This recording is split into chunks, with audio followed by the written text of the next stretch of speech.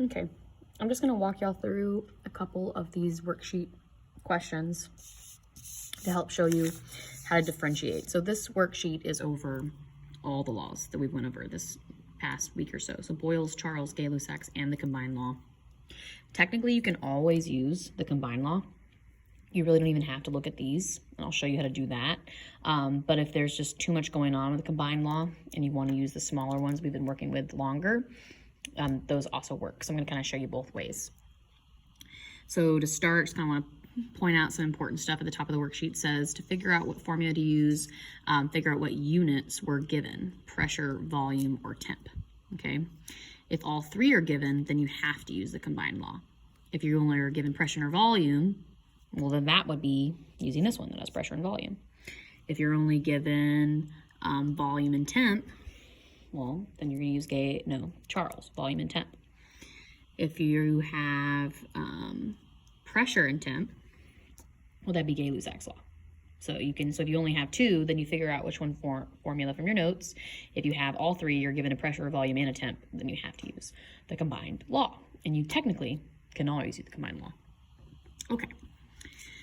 If all three are given, it's combined. Okay, so if it states the gas is at STP, so that is done quite a bit in this worksheet. So it says like in this one, so you have 10 milliliters, you got a pressure, you got a temperature, so this is gonna be combined. Then over here it says correspond to the volume, so you're looking for V2, it would occupy its standard temperature and pressure. That's what STP means, is standard temperature and pressure. So I tell you what the standard temperature and pressures are up here. So that would be, this is the standard temperature, 273 Kelvin.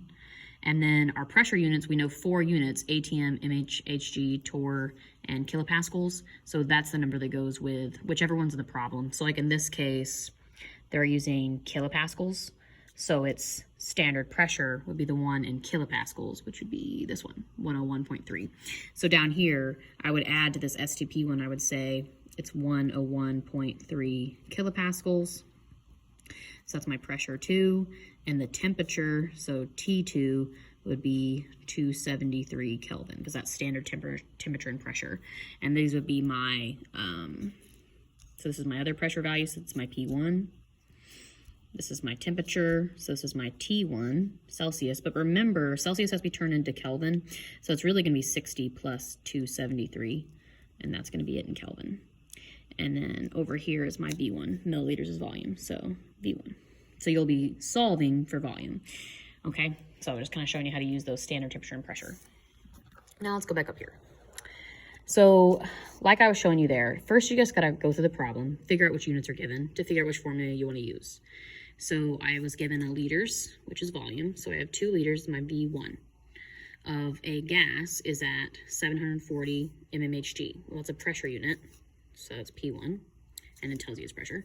What is the volume? Okay, so we're looking for V2 at the standard pressure. So remember, this is my standard temperature and pressure. So standard pressure using mmHg would be 760 mmHg would be my P2. So I have V1, P1, I don't have V2, I'm looking for it, and I have P2. So if I look for that formula down here, I have P's and V's. So this, I'm gonna use Boyle's law. So up here, which law would I use? Oops, sorry.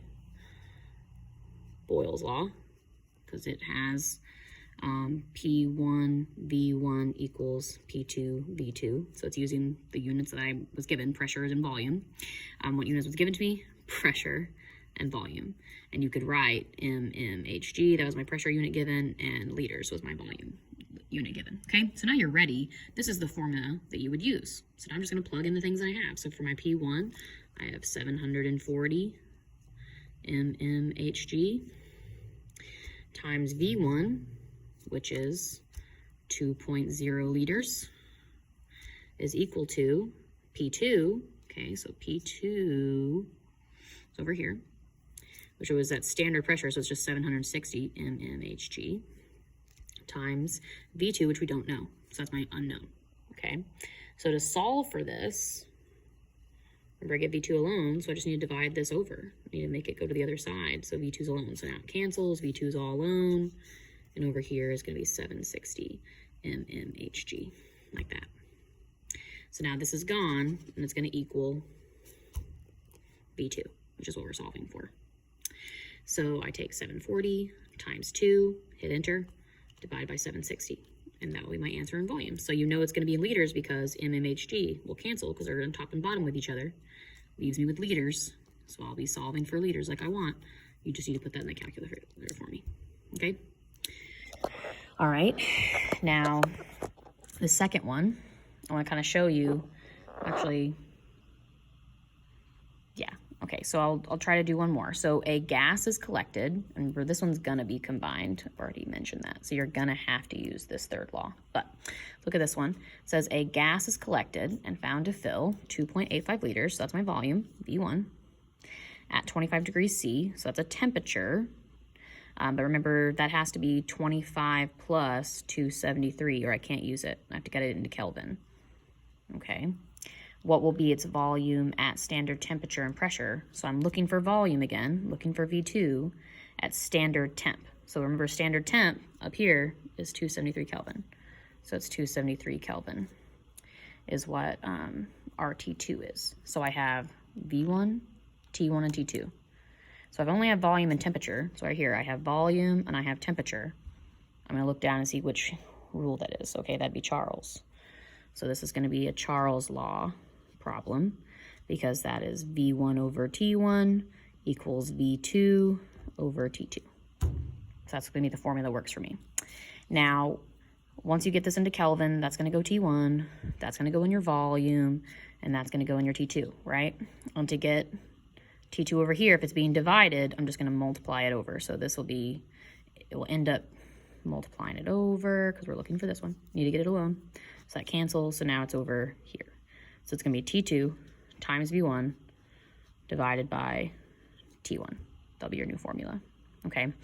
But I want to show you that, yes, you can use these, but technically, if you want to just ignore all the laws and do combined every single time, you could, and here's how. So I could write down my combined law. So my combined law is P1 V1 over T1 equals P2 V2 over T2, okay? Now, I know I was only given volume and temperature, right? So I'm going to have volume and temperature, which, and they're saying pressure staying the same. So really, it just goes away. And now all of a sudden, it's what we started out with before. It's V1 over T1, V2 over T2. Now it is again V1 over T1, V2 over T2.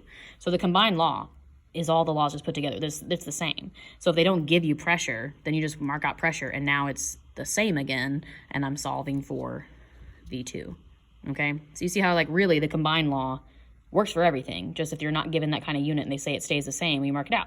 If they say temperature stays the same, well, then you mark it out, and now it's just P1 V1 equals P2 V2, which is Boyle's law. If they don't give you volume, they say volume stays the same, then you mark out volume, and then it's P1 over T2, well, that should be 1, oops, and P2 over T2, which is Gay-Lussac's law, pressure for temp. So they're all put together over here. It's the same. Just if you don't want to have to always maneuver that one, then you can figure out which units you have, like we were doing, B and T. You're like, oh, I'm going to use this one. So you can kind of like skip ahead. Just depends on what you like to do. If you would like to just always start with combined and mark out the ones you don't have, then that's fine. Because then when you get to problems like this, where you're given volume, pressure, and temperature, so you're given all three types, well, then there's nothing to mark out. So then I do have to use this kind, the way we did yesterday. All right, hope that helps. Join the Google Meet if it does not.